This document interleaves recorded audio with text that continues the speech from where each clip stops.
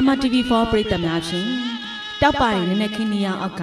လှုပ်ရှားတက်ဝင်နေတဲ့မြင်းခွေးများဒီမြင်းခွေးများကတော့လှူဒန်းတဲ့ပစ္စည်းအလှရှင်နဲ့အလှခံပုဂ္ဂိုလ်စသဖြင့်သုံးဖလှယ်ညီညွတ်မျှတရမှာပေါ်ပေါက်လာခဲ့တဲ့အလှပွဲကြီးတစ်ခုပဲဖြစ်ပါတယ်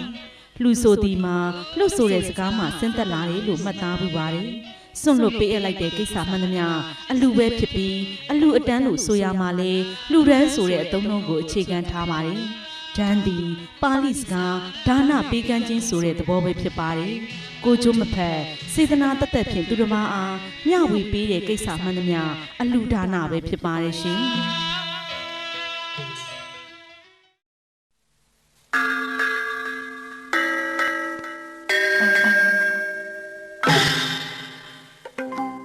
ကုသိုလ်ရေးအတွက်တကြစွာပါဝင်လှုပ်ရှားနေကြတဲ့ဒီမြင်းကွင်းကတော့မွန်ပြည်နယ်မော်လမြိုင်မြို့က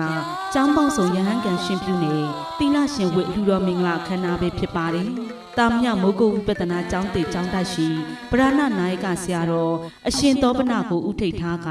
မော်လမြိုင်မြို့ဈေးကျိုစနန်းရဲ့အမကကျောင်းပေါင်း39ကျောင်းမှာကျောင်းအုပ်ဆရာကြီးကိုဦးအားရဟန်းပေါင်းတို့တွတ်သွေးချင်းမြင့်ခြင်းကျောင်းသား1000ဦးအားရှင်သာမဏေဖြစ်သူတွတ်သွေးချင်းမြင့်ခြင်းကျောင်းဆရာမကြီးတူကျောင်းသူ100ဦးတို့အားတိတ်ခါရှင်ဝိလူတော်မင်္ဂလာစသဖြင့်စုစုပေါင်း1112ဦးအားသာသနာပေါင်းတို့တွတ်သွေးချင်းမြင့်နေကျုံနောက်ကျုံကဲရှားပါလာတဲ့အလူတော်မင်္ဂလာပွဲကြီးပဲဖြစ်ပါရဲ့ရှင်။မွန်ပြည်နယ်မော်လမြိုင်မြို့အခြေခံပညာကျောင်းပေါင်းစုံရဟန်းကန်ရှင်ပြုနေတိတ်ခါရှင်ဝိအလူတော်မင်္ဂလာရဲ့အလူဝင်ဖြစ်တဲ့လက်လဲရေးအစီအစဉ်မှာတော့ဈေးကျိုစံတန်းရဲ့ဓမ္မယုံမှာမော်လမြိုင်မြို့ရင်းနဲ့မူတော်မြို့အထိလှည့်လေတဲ့မြင်းဝင်းကလည်းတွေ့မြင်ရသူတို့အဖို့ပီတိကူးဆက်စရာမြင်ကွင်းလို့ဆိုရမှာဖြစ်ပါတယ်။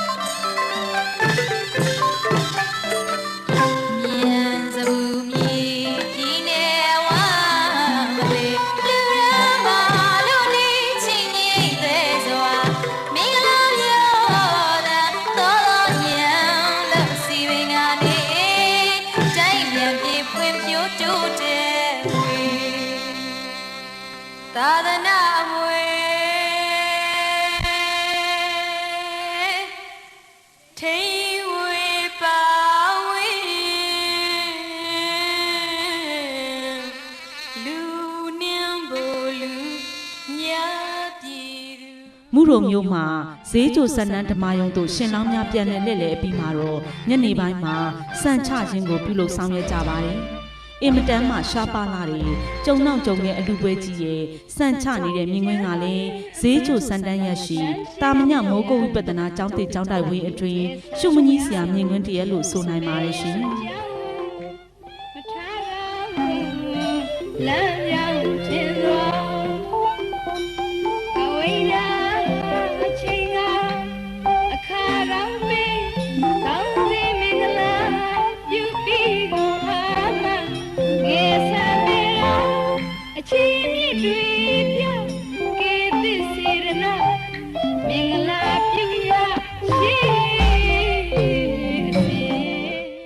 စံများချပြီးတဲ့အခါမှာတော့သင်္ကန်းဝိမဲ့နေရာမှာသင်္ကန်းတောင်ကြည့်အမှုကိုပြုကြရပါတယ်။ဆရာတော်မှသင်္ကန်းတောင်ကိုကျောင်းပေါင်းစုံကကလေးငယ်များသင်္ကန်းစီးနေတဲ့မြင်းကွင်းကလည်းမြန်မာတို့ရဲ့သာသနာယဉ်ကျေးမှုကိုလက်ဆင့်ကမ်းထိမ့်သိမ်းဆောက်ရှောက်ခဲ့တဲ့မော်လမြိုင်မြို့ရဲ့ကုသိုလ်ထူးပွဲကြီးတစ်ခုပဲဖြစ်ပါတော့တယ်။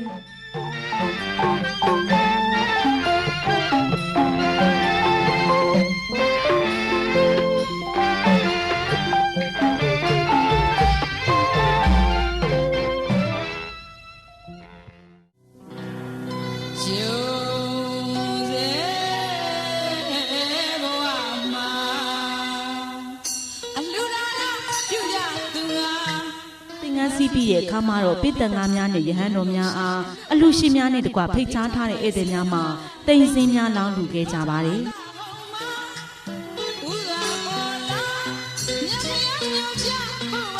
စေနာ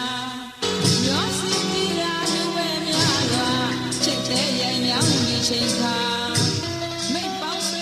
MRTV4 ပရိသတ်များရှင်အလူကြီးပေးတဲ့နောက်တနေ့မနက်မှာတော့လူရမ်းမှုအစုစုတို့အတွက်ရေဆက်သွန်းချတရားတော်နာယူခြင်းအစီအစဉ်ကိုကျင်းပပြုလုပ်ခဲ့ပါတယ်။မော်လမြိုင်မြို့မှာနိုင်ငံတော်ဩဝါဒစရိယာဆရာတော်ကြီးများထံမှတီလာဆောက်တည်ခြင်းစုံမဩဝါဒကထာနာယူပြီးနောက်မှာတော့သာသနာ့ဒါယကအလူရှင်မှာဝမ်းမြောက်ဝမ်းသာစကားပြန်လည်လျှောက်ထားပေးခဲ့ပါတယ်။အဲ့ဒီနောက်အလူရေဆက်ချတရားကိုနာယူကဗုဒ္ဓသာသနာစီယံတက္ကစု၃ကျိန်ရွတ်ဆိုဘုရားကြောကအလူပွဲကြီးကိုအောင်မြင်စွာရုပ်သိမ်းခဲ့ပါတယ်ရှင်။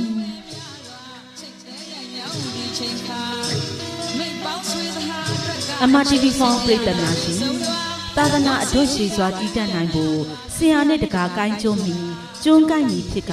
သာသနာယဉ်ကျေးမှုများဆက်နွယ်ဖြာစီစဉ်ခဲ့တဲ့နေ့တစ်နေ့ကတော့မော်လမြိုင်မြို့ရဲ့ထူးမြတ်လာတဲ့နေ့တစ်နေ့ပဲမဟုတ်ပါလားရှင်မွန်ပြည်နယ်မော်လမြိုင်မြို့နယ်ပညာရေးမိသားစုများရဲ့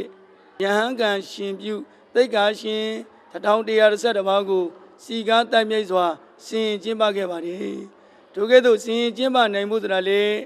အမှန်တန်ခက်ခဲလာပါတယ်။ရရှိလာတဲ့ရှင်တောင်ကျော်တို့အားထိမ့်သိမ်းဆောက်ရှောက်ဩဝါဒပေးဖို့ဆုံးမဖို့ဆိုတာလည်းမလွယ်ကူလာဘူး။အဲ့ဒီရှင်တောင်112ပါးတို့အားကျွေးမွေးလှူဒန်းခြင်းဝေယဝတ်စာပြုဖို့ဆိုတာလည်းအလွန်လွန်ခက်ခဲလာပါတယ်။အဲ့ဒီအင်္ဂါရ၄ချက်နဲ့ပြည့်စုံမှ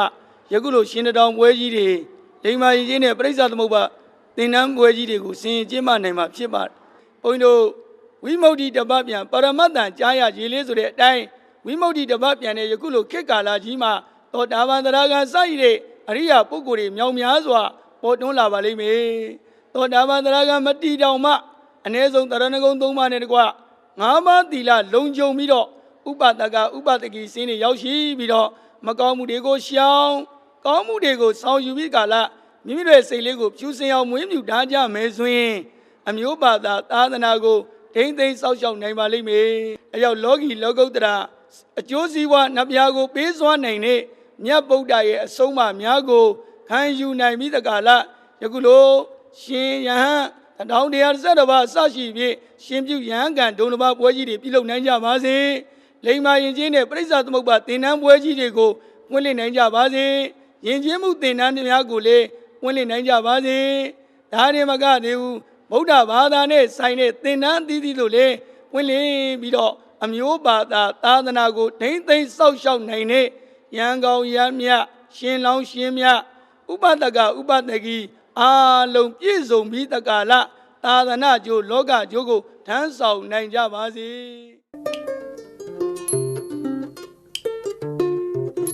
ပညာရေးမှုတယောက်အနေနဲ့ဂုဏ်ယူဝမ်းမြောက်မှုကိုလည်းသိပြစေရှင်ဖော်မပြနိုင်တော့အောင်ကိုဝမ်းမြောက်ပါတယ်။ဘာကြောင့်လဲဆိုတော့ဒီရှင်ပါးတက်ထောင်လူပဲဆိုတာမဟုတ်မျိုးမှာတခါမှမလုပ်ဘူးတဲ့ပွဲပါ။ဒါပထမဦးဆုံးချိန်လည်းဖြစ်ပါတယ်။အဲ့တော့ပထမဦးဆုံးကိုမျိုးနဲ့မှုဖြစ်နေတဲ့ကာလမှာလုပ်ရတဲ့အတွက်လည်းပဲကိုယူပါတယ်။နောက်ပြီးတော့ဒီအလှရှင်နဲ့လှရှင်မိသားစုတွေအားလုံးကိုလည်းပဲဒါဒီလိုမျိုးပေါ့နော်ဟိုမော်လမြိုင်မြို့နယ်မှာလုပ်ပေးတဲ့အတွက်လည်းပဲအထူးပဲကျေးဇူးတင်တယ်။ဂုဏ်နဲ့ယူတယ်ဝမ်းလည်းမြောက်တယ်ပေါ့ကဲ့ပါရှင်အခုလိုမျိုးဘာသာရေးနဲ့ပညာရေးကိုတွဲပြီးလှုပ်ဆောင်ရတဲ့ခါကျတော့ဒီဘာသာရေးပေါ့နော်ဦးတို့ရဲ့ခံယူထားတဲ့ခံယူချက်ကိုလည်းသိပြစေရှင်ဒီဗုဒ္ဓဘာသာကိုယ်ကံအင်အားတွေရှိဖို့လိုပါတယ်။ကျောင်းတို့ဒီတို့ဒီဓမ္မစကြာပြိုင်ပွဲတို့ပဋ္ဌာန်းပြိုင်ပွဲတို့နောက်ဒီခုရှင်ပါတစ်ထောင်ဟိုကုသိုလ်လှူရှင်တို့เนาะဒီလိုမျိုးပြည့်လွတ်တယ်ဆိုတာကဒါဗုဒ္ဓဘာသာကိုယ်ကံအင်အားတွေကိုထူထောင်ပေးနေတယ်လို့ပဲဒီလိုပဲနားလည်ပါတယ်လို့ပဲလက်ခံပါတယ်မင်္ဂလာပါရှင်ဒီနေ့ပြုလုပ်တဲ့မော်လမြိုင်မြို့မှာရှင်1100နဲ့ရှင်ပြုအလှူပွဲမှာဆရာမတို့အနေနဲ့ပါဝင်ဆောင်ရွက်မှုပိုင်းနဲ့ဒီကျောင်းနေရာပါဝင်မှုပိုင်းကိုလည်းသိပြစေရှင်ဒီရှင်ပါတစ်ထောင်ဖြစ်ဖို့ကိစ္စကဘာကောင်လာပြီးနေ့မှာကျမတို့မော်လမြိုင်မြို့နယ်အနေနဲ့ဓမ္မစကြာကျောင်းပေါင်းစုံကျောင်းပေါင်း40ပေါ့အမျိုးသမီးဓမ္မစကြာပြိုင်ပွဲရွတ်တဲ့ခါမှာအခုအလှရှင်ဥခင်ဝင်းကနေပြီးတော့ရှင်တစ်ထောင်လှုပ်ချင်ပါတယ်လို့ကျမတို့တင်ပြလာပါတယ်38ကျောင်းကနေပြီးတော့ရှင်အပါတစ်ထောင်သီလရှင်ကအပါ100ယဟန်က17ပါးပါဝင်ပြီးတော့ကျမတို့အလှကြီးကိုဖြစ်မြောက်အောင်လုပ်ခဲ့ပေးပါတယ်ကျမတို့ဗုဒ္ဓဘာသာအနေနဲ့တရားရခဲ့လာတဲ့ဒုံလဘဆိုတော့ကျမနေရတဲ့ဒီကလေးတွေကိုပေါ့နော်ယဟန်ရှင်တင်ပေးလိုက်ရတာကိုပဲစိတ်ထဲမှာပြောမပြတ်တတ်အောင်ပဲဝမ်းသာမိပါတယ်ကျမတို့ကျောင်းကတော့ မျိုးသမီးအကြောင်းဖြစ်တဲ့အတွက်ကြောင့်မလို့တိတ်ခါရှင်ပါဝင်ဆောင်ရွက်ပါတယ်ကျမတို့အထက်က3ရဲ့အထက်က8ရဲ့အလာက9ကျောင်းဆရာမကြီးရဲ့စုစုပေါင်းတိတ်ခါရှင်100နဲ့တပါပါဝင်ပြီးတော့ဒီပွဲမှာပါဝင်ကြပါတယ်ထို့အတူပဲကျမမိဘတဦးအနေနဲ့လည်းကျမရဲ့ရင်းနှီးသီးကြသား2ဦးကိုလည်းဒီပွဲမှာရှင်အဖြစ်ပါဝင်ပြီးတော့ရှင်းပြခဲ့ပါတယ်ပေါ့နော်အဲ့လိုဆိုတဲ့အခါကျတော့ဒီပညာရေးဝန်ထမ်းတဦးဆရာမတဦးအနေနဲ့ရောမိဘတဦးအနေနဲ့ရောဒီကလေးတွေရဲ့ကြားမှာမိမိရဲ့ဘာသာသာသနာကိုမျိုးဘာသာသာသနာကိုကာကွယ်စောင့်ရှောက်လိုတဲ့စိတ်ဒီအပေါ်မှာယုံကြည်သက်ဝင်တဲ့စိတ်နဲ့ပါဝင်ဆောင်ရွက်လိုတဲ့စိတ်ကိုကလေးအရွယ်ကနေစပြီးတော့တရေတီပေးတဲ့အခြေအနေမျိုးဖြစ်ခဲ့တဲ့အတွက်ကြောင့်မလို့ဒီပွဲကြီးမှာအခုလို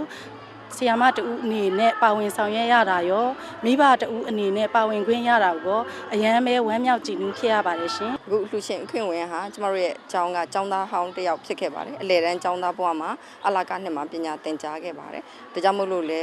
ဒီလိုအချိန်မှာသူ့ရဲ့ကျောင်းတိုးတက်ကျောင်းအတွက်လည်းအများကြီးကျမတို့ကိုကူညီပံ့ပိုးပေးခဲ့ပါတယ်ပြီးတဲ့ပြင်ဒီအမျိုးဘာသာသာသနာအတွက်သူဟာတကယ်ကိုဆွမ်းတမန်ဆောင်ရွက်ပေးခြင်းနဲ့ဆန္ဒရှိတဲ့တကယ်ပုဂ္ဂိုလ်ထူပုဂ္ဂိုလ်မြတ်ကြီးတယောက်လို့လည်းကျမတို့အနေနဲ့သူ့ကိုတလေးတစားဖြစ်မိပါတယ်ဒါကြောင့်မို့လို့သူရဲ့လှူခြင်းနဲ့ရှင်ဘာထောင်ပြမြောက်ရေးအတွက်ကျမတို့ဝိုင်းဝန်းပြီးတော့ကူညီပါဝင်ဆောင်ရွက်ခဲ့ကြပါတယ် MRTV4 ပရိသတ်များရှင်သာသနာဝတ္တဒုက္ခတော်မောဇနာထာယာဆိုတဲ့ဒေသနာတော်နဲ့အညီဗုဒ္ဓဘာသာဝင်တိုင်းတန်တရားဝိစင်းရဲ့မှာကင်းလို့ရအမှန်မျက်နှိပ်ပံကိုရည်မှန်းပြီးသာသနာဘောင်တွေသွင်းချစ်ပြီးလူရန်ပူဇော်ကုသိုလ်ယူခဲ့ကသာသနာအမွေကိုအားပါတရခံယူခဲ့တယ်အလူရှင်ရဲ့ပီတိစကားတန်ကိုလည်းအခုလိုကြားသိရမှာဖြစ်ပါတယ်မင်္ဂလာပါရှင်ဒီနေ့ပြုလုပ်တဲ့မော်လမြိုင်မြို့မှာဒီရှင်ပြုအလူပွဲကြီးပေါ့နော်ရှင်ပါ1100ကျော်ကိုဦးအနေနဲ့အခုလိုမျိုးရှင်ပြုပေးရတယ်ပေါ့နော်ရည်ရချက်နဲ့ခံယူချက်ကလေးကိုလည်းသိပြရစီရှင်ကျွန်တော်အနေနဲ့အခုလိုပြုလုပ်ပေးရတဲ့ရည်ရချက်ကတော့နော်ကျွန်တော်မှာလွန်ခဲ့တဲ့10နှစ်ကျော်ခန့်ကဆုံးသွားတဲ့အမေရဲ့3နှစ်ကျော်ခန့်ကဆုံးသွားတဲ့အဖေကိုရည်စူးပြီးတော့ပြုလုပ်ပေးရတဲ့ကုသိုလ်တော်ပွဲဖြစ်ပါတယ်ဗုဒ္ဓဘာသာအနေနဲ့ပေါ့သာသနာရေးပေါ့နော်အလှူတွေလုပ်ဖို့ကိုနော်လွန်ခဲ့တဲ့3-4နှစ်လောက်ကစပြီးတော့ရွေးချက်တွေထားပြီးလုပ်ခဲ့ပါတယ်နှစ်စဉ်လဲကျွန်တော်အနေနဲ့မော်လမြိုင်မြို့နယ်ကျောင်းပေါင်းစဉ်ပေါ့ဓမ္မစကြာပြိုင်ပွဲတွေပဋ္ဌာန်းပြိုင်ပွဲတွေကိုလုပ်ပေးပါတယ်အခုလိုရှင်ပါပေါ့1112ပါးကိုပြုလုပ်ပေးတဲ့အခါမှာတော်တော်ကိုပီတိဖြစ်ပါတယ်ဝိုင်းဝန်းပြီးတော့ကျွန်တော်ဒီလိုပြစ်ဖို့အတွက်နော်ကျောင်းသားတွေကိုစီစဉ်ပေးတဲ့မော်လမြိုင်မြို့နယ်နော်ကျောင်းပေါင်းစုံကကျောင်းဆရာမကြီးနဲ့ဆရာမများနော်ပညာရေးမှုမြို့နယ်ပညာရေးမှုတို့ကိုလည်းကျွန်တော်အထူးကျေးဇူးတင်ပါတယ်တာသုတန်တွေဝေစီနေတဲ့အလူမင်္ဂလာပွဲကြီးမှာပေါ့နော်ဦးအနေနဲ့ဒီအလူရှင်တဦးအနေနဲ့ဗုဒ္ဓဘာသာကိုပေါ့နော်ဘယ်လိုတွေခံယူထားလဲဆိုတာလည်းသိပြစေရှင်ကျွန်တော်တို့ကတော့ကျွန်တော်တို့ရဲ့မျိုးရိုးပေါ့နော်ခုဘိုးဘွားဘီပင်ကစပြီးတော့ဗုဒ္ဓဘာသာတွေဖြစ်တဲ့အတွက်ကြောင့်မို့မော်လမြိုင်မြို့ဈေးကျစံတန်းရမုဂုဝိပဿနာကျောင်းဆိုတာလေကျွန်တော်တို့ဘိုးဘွားဘီပင်လက်ထက်တည်းကမူလတကာရင်းနေပါအဲ့တော့ကျွန်တော်အနေနဲ့ကျွန်တော်အဖိုးဖွားတွေရဲ့နော်လှုပ်သွားတဲ့သာသနာရေးဘာသာရေးကိုဆက်လက်ထိန်းသိမ်းတဲ့အနေနဲ့ဒီကျောင်းကြီးမှာပဲလို့စီစီကားကလှုပ်ရခြင်းဖြစ်ပါတယ်ဦးရဲ့အလူကိုတာရုကောဆိုရင်ဒီတက်မကပေါ့နော်လှူလန်တိုင်းနိုင်ပါစေလို့ဆန္ဒပြုလိုက်ပါတယ်ရှင်စားတဲ့တူလည်းလှူလန်သားနိုင်ပါစေရှင်ကျွန်တော်အနေနဲ့လည်း MRTV မိသားစုကိုအထူးပဲကျေးဇူးတင်ပါတယ်မိဘပြည်သူများရှင်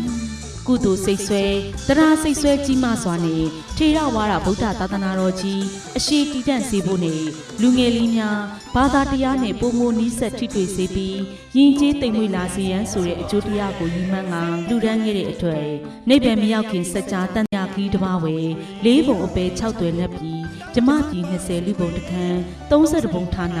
ဘုံလောကဝယ်ထပ်အောက်စုံစမ်းကျင်လဲပြီးနေကြရပြန်တဲ့အတွက်အခုလိုမနုဿတ္တဒုံလဘရခင်းလာတဲ့လူဘဝအချိန်ခါမှာဗုဒ္ဓဘာသာဝင်သူတော်စင်တို့အနေနဲ့အမျက်ဆုံးမြတ်ဒါနကိုလှူဒန်းပူဇော်ကုသိုလ်ထူးပွဲကြီးတစ်ခုအဖြစ်မှတ်တမ်းပြုကရိုက်ကူးတင်ဆက်လိုက်ရပါတယ်ရှင်